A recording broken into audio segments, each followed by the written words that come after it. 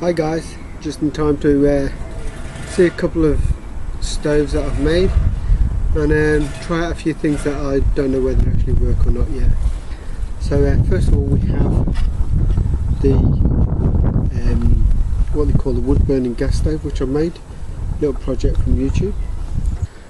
Okay, so now that's lit, we'll just leave that for a few minutes to get it going, see how the gasification system works. But while that's doing, just put a VR out to Mark Parker, who wanted to see the oldest piece of equipment that you bring out on camp with you. Now I've got a couple of things here, well, one thing here, and this has been lost to me for quite a while.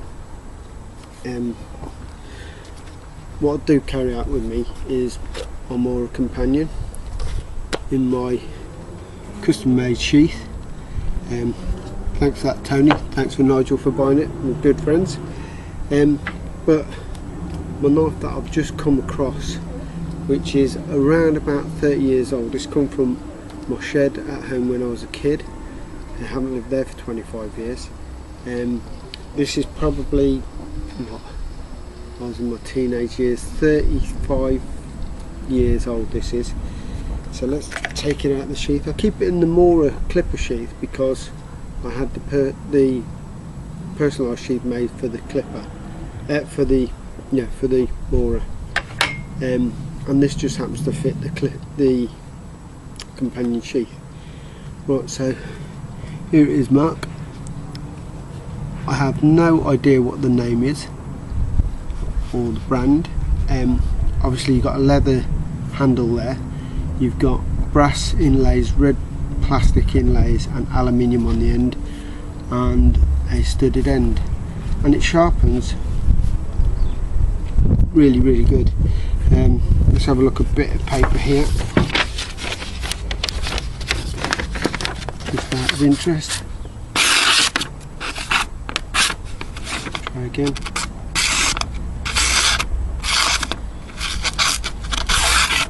Yeah, really good. In comparison, got my Mora here.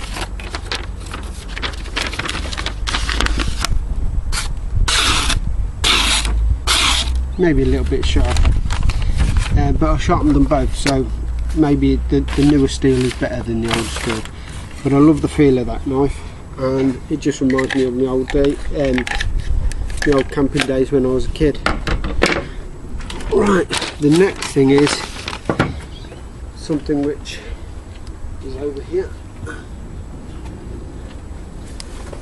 This is my cookery, which you can see there, it's got a lovely dark handle, mother of pearl and brass inlaid there, and on the end you've got a lion's head. Now I don't know originally where this came from, but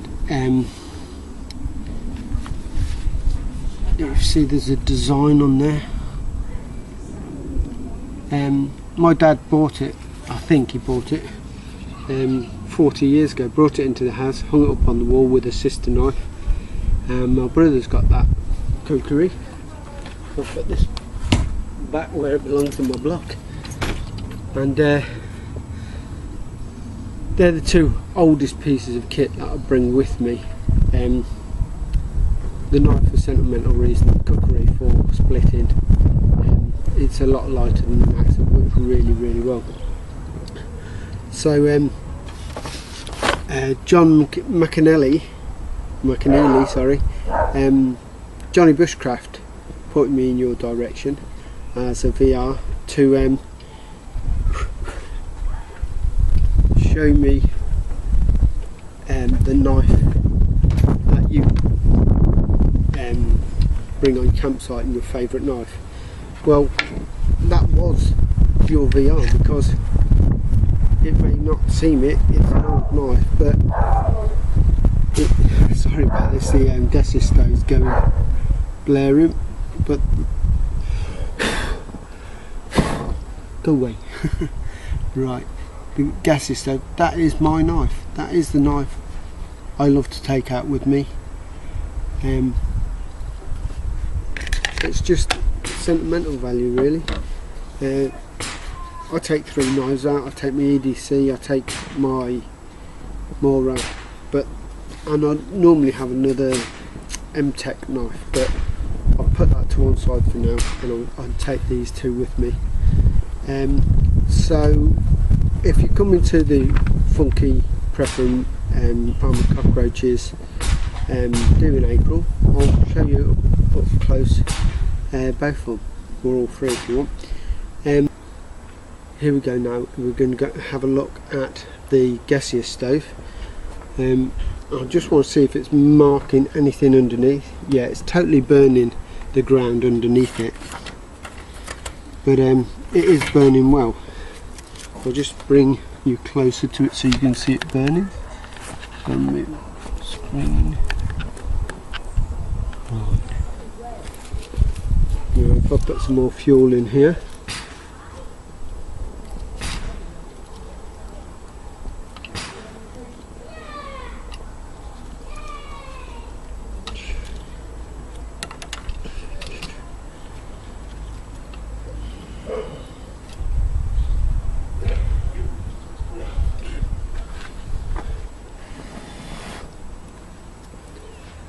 Now, just an example, so I thought that these might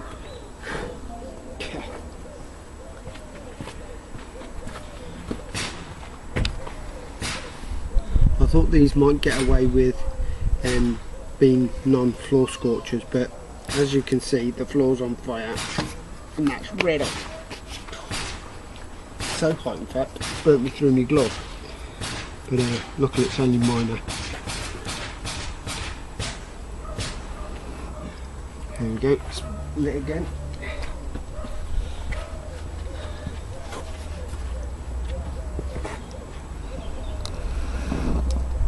You can always tell when these stoves aren't lit. You get lots of smoke out the top of them, and then all of a sudden they light with a bit of air. So I think the reason it's not burning on top is because it's on wood and the bottom's on fire. So if I move that quickly over there, blow the base fire out, the top fire should burn better.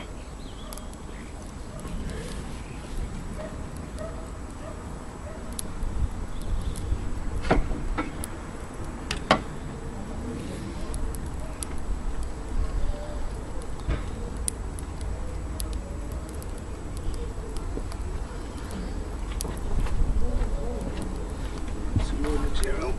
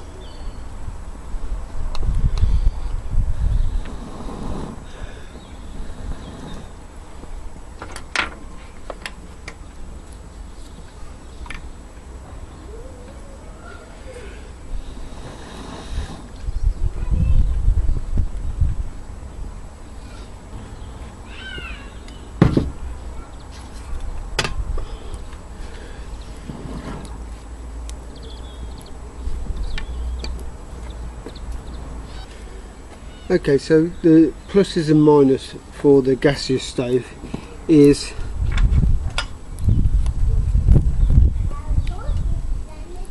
the plus side is very hot, burns very well. Stick this over here, you can see it burning really well. And the minus of it is that if you try to burn it on wood, then unfortunately the wood underneath burns, choking the stove that we take out with us all the time. Now this is a high gear intensity gas stove. As you can see there, it's very small, fits in the palm of my hand. Obviously you wouldn't put the gas tank in this, but it fits all in that box. And having there my tea bags, sugars and coffee as well, and so it all goes in together, nice tight and packed. Now what I prefer to do is cook on an open stove, a bit naked flame, because then I don't have to bring those, they're just backups. Originally I was going to make this video for Piper Outdoors. That's just a shout out for Piper Outdoors, because I was watching a video of his the other day, and it was really funny, and again Jonny pointed me in his direction, Jonny Bushcraft that is, cheers Jonny, and he was responding to a VR, and I thought I'd already been subscribed to him, but apparently not. When I went onto the channel, I just subscribed anyway because I think the guy's really funny. He's got some like really good channel, but some humour there as well. What I didn't realise was that you had to be within the 100 subscribers to VR for the competition. But anyway, congratulations on and I do understand that the 100 subscriber limit is there, and I think that's perfect. That's just what you want to do, keep it to what you think's fair. Just as a little bit of a joke, Piper Outdoors, this one's for you, cooking outside.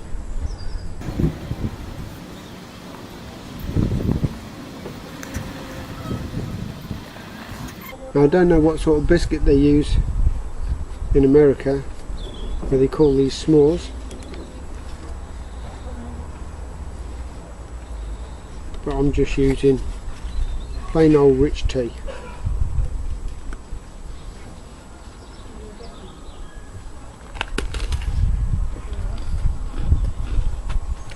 Cheers, Piper.